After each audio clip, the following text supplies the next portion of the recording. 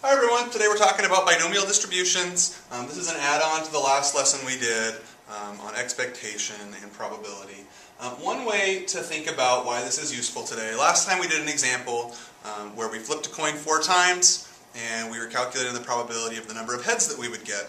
Well, consider if we flipped a coin a lot more times, like 10 times or 20 times, and we wanted a probability for getting heads maybe 6 times, 7 times, something like that. Well, the tree diagram would really get out of control. I mean, we were already to 16 different possibilities last time, and it's exponential, so it doubles every single time.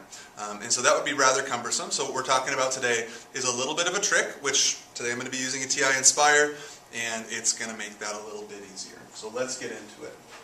A binomial distribution, let's talk about the assumptions we're making first of all. First of all, we have to have a discrete scenario. The way I like to think about that, like in the context of the coin flip, when you flip a coin 4 times, you might get heads twice, or maybe 3 times, maybe even 4 times, but you're not going to get heads 2.7 times. There are only 5 things that could happen: 0, 1, 2, 3, and 4. It's 5 things. You're not going to have all those in-between numbers. It's not continuous. Think of discrete as being the opposite of continuous. So in our discrete scenario, we have to have some number of trials. We call that n. We need to know the probability of success, and success is going to be self-defined in this. We'll talk more about that soon. And that's all we need. If we have that, we've got a binomial situation. So let's look at what that is. Now we've got a formula for it up here. For us, since we're using TI Inspires, functionally, we don't actually really have to use this. Back in the day, when we had TI-83s or scientific calculators, we'd have to plug all of our numbers in there. I'm going to speed ahead today because this lesson is designed to be used with the TI Inspire. So let's switch to our example. In this example, we're going to throw a fair coin 10 times. Fair coin meaning it is a 50-50 proposition, and we would like to know the probability that heads will occur 6 times. So if you're using a TI Inspire, go ahead now and go to the home screen. From there, click on Calculate, and as soon as you're in empty space, we're going to go to the menu. In the menu, we're looking for probability. In the probability menu, choose Distributions, and then you're going to have to scroll down quite a bit, or if you wanted to hit the D button down below, you could. We're looking for what's called Binomial PDF. And when you do that, it's going to bring up a little bit of a dialog box, and it's going to ask you for 3 things. It's going to ask you for n, the number of trials. It's going to ask you for p, the probability of success. And it's also going to ask you for x. And it's going to tell you that x is optional. In a sense it is. We'll explain why it's optional in just a second. So in this example, we are throwing the coin 10 times. That's our number of trials. So go ahead and punch that in. For our probability, it's our probability of success. Now for success, it could be one of 2 things: heads or tails. The easiest way to think about it is, what are we being asked about and what do we have information in terms of probability about?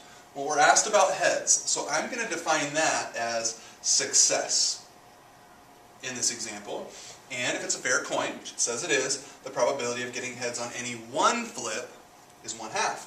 Now down here, the x, that is just like we had in our distribution tables in the last lesson. It's an outcome. So our outcome that we're checking to see is 6 heads. What's the probability of getting 6 heads? Now you can imagine that'd be fairly cumbersome. There's a lot of different ways that you could throw a coin 10 times and have it come up with heads 6 times. But all we have to do here is say, well, we want to test it and see what the probability of getting a 6 is. So go ahead and type that into your calculator. 10 for number of trials. I'm going to put in 0.5 in mine for probability, and for the x value, I'm going to put in a 6. And when we do that, for the probability of x being 6, we get 0.205, or you could think about that as 20.5%.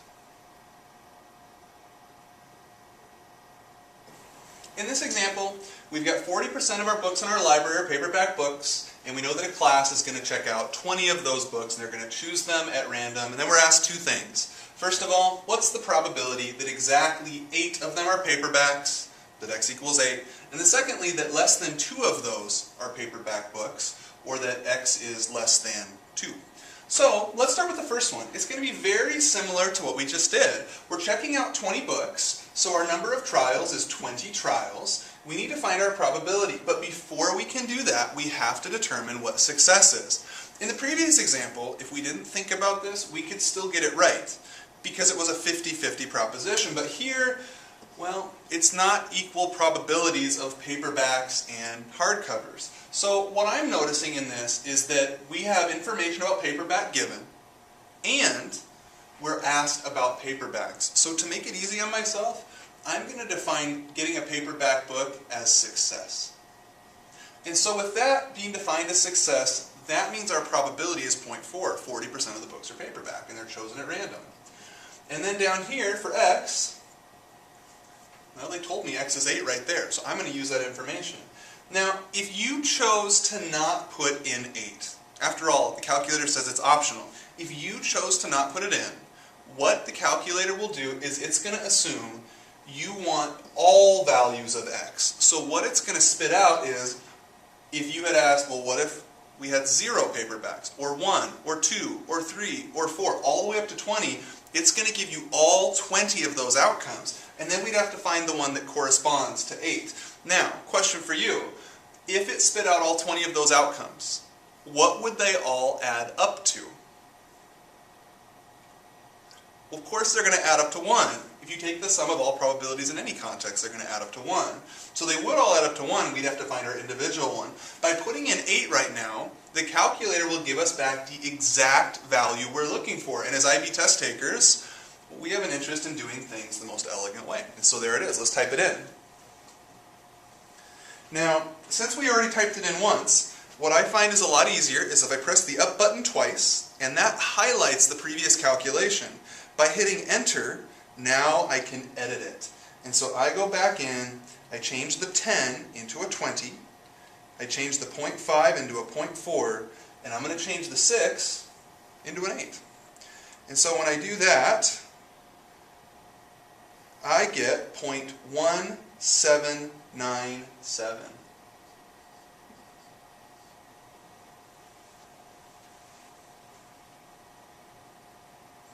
Alright, so that's our first one. That's the probability that the class ends up coming back with 8 paperbacks. Now let's consider the second question. In the second question, they tell us that X is less than 2.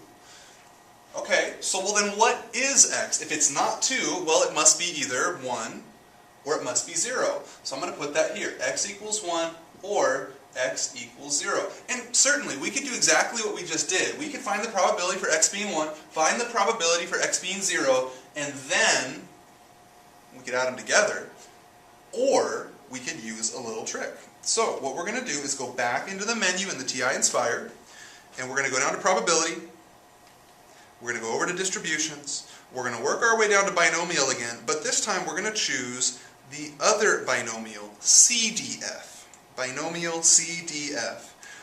And so once again, we're going to be asked many of the same things. They're going to ask us for n, the number of trials. It's still 20. We're still checking out 20 books. The probability of success, it's still 0.4. That didn't change just because we're asked a different question. The scenario is still the same. But they're going to ask us for 2 new things, the lower bound and the upper bound. Now the lower bound, that's the smallest number that we want to check.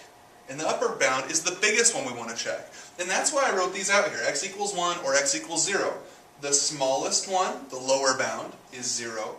And the upper bound, the larger one, is 1. So when we type those in the calculator, what the calculator is going to return when we hit enter, it's going to add up the probability for 1 and for 0, and it's going to return that added result. And so it doesn't save us too much time on this example, but you can imagine that would save us an awful lot of time. Like if we wanted to add up all the results from 1 to 17. Rather than adding together 17 numbers, it would just spit out our answer. So I type this one in, and I get that this equals 0.000524. Well, that's a pretty small probability, and why is that? Well, I mean, 40% of the books are paperbacks, and we're checking out 20. So based on statistical expectation, we would expect that I mean, at least 6 or something more than that. We could do the calculation in a second, we may. We would expect that a lot more than 0 or 1 paperbacks we checked out, so there's a very low likelihood of those. Now, speaking of expectation, let's take a moment and look at how we do expectation when we have a binomial situation. Okay? And here it is. The expectation when you have a binomial distribution is pretty darn simple. All it is your number of trials multiplied by the probability. So, remembering this, let's go back to our previous example for a second. Our number of trials, it's right there, N and P, we already wrote those down from our last example. So if I need to find the expected number of paperback books, all I have to do is multiply 20 and 0.4. I should have said 0.4. I should multiply 20 and 0.4 together. Let's see what we get.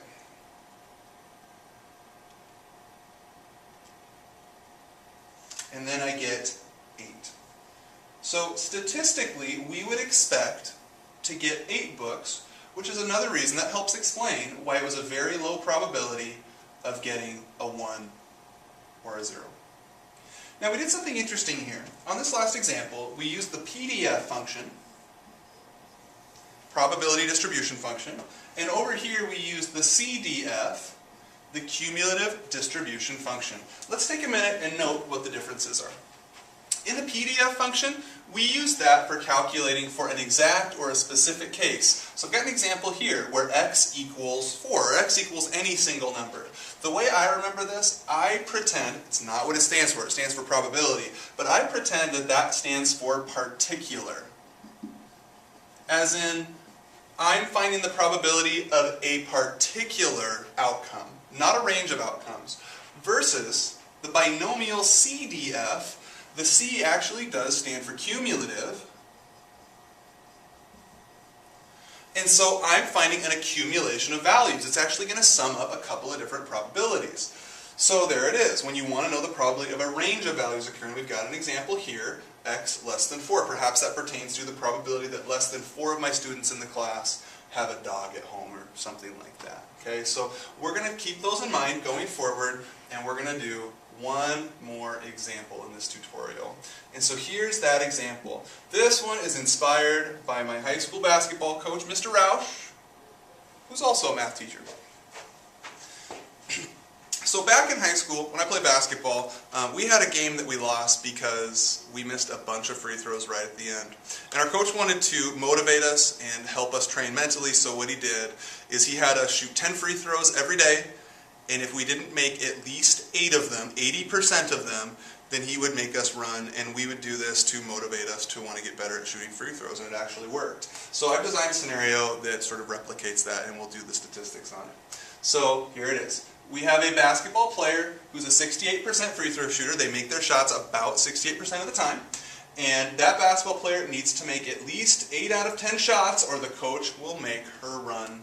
What we would like to know is, what is the probability that she makes at least 8 out of 10 shots? Now, I would encourage you to pause the video here and try the setup, at least the setup on your own, or maybe try the whole thing, and then watch the rest of the tutorial to see how you did. Okay? Here's how we do it. We know that we're going to do 10 trials because we're going to take 10 shots. So n equals 10. And we need the probability. I'm going to call success making the free throws because we were asked about making the free throws. So the probability of that in this case is 0.68, 68%. And then we have to decide, is it a CDF or a PDF? Well, the way I like to write it out is at least 8 out of 10, x needs to be greater than or equal to 8. And that indicates to me it's CDF. I'm checking multiple values. And so I need a lower bound, I need an upper bound. And so if I'm making at least 8 out of 10 shots, that means 8 shots would be good, 9 shots would be good, 10 shots would be good. So my lower bound, I'm going to put 8, and my upper bound, I'm going to put 10. We'll type this in, and let's see what we get.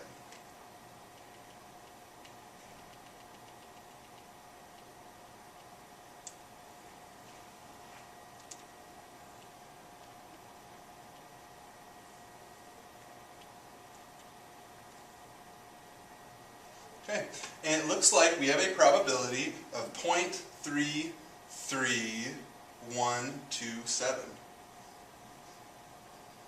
So, we'd say probably more likely than not, this athlete is going to have to do a little bit of running. They probably are not going to make it. Well, how many would we expect that they made? I know the question didn't ask for that, but let's look at it anyway.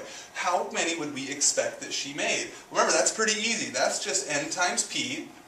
And one of the cool things is we've already listed all that stuff out. So all we have to do is 10 times 0.68, and we can see that that would then be 6.8 shots made on average, and if we did a number of trials. That is our statistical expectation. So our expectation is less than the number that she needs. She needs to make 8, and that explains why it's less than 50% likely that she's able to make those needed shots. Hope you enjoyed the tutorial. Come to class with questions, and we'll see you next time.